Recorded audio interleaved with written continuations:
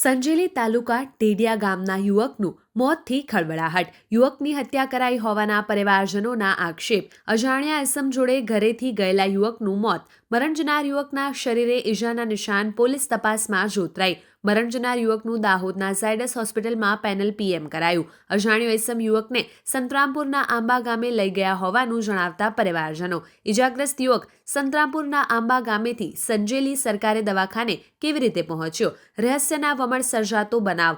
Sanjeli police તપાસ હાથ ધરી. નામ રાઠોડ રમણભાઈ સુરસિંહભાઈ છે કે તે આ છોકરાને ઘરથી લગભગ 5 વાગ્યે એક ભાઈ આવ્યો હતો, એ લઈ ગયો હતો આંબા ગામ લઈ ગયા. પછી કોઈ ખબર નહીં, પછી સંજેલી લાવ્યા, પછી સરકારી દવાખાને લાવ્યા. પછી અમને ફોન કર્યા, પછી ત્યાં ગયા. પછી અમને ખ્યાલ આવ્યો કે આ છોકરો ઓફ થઈ ગયો છે.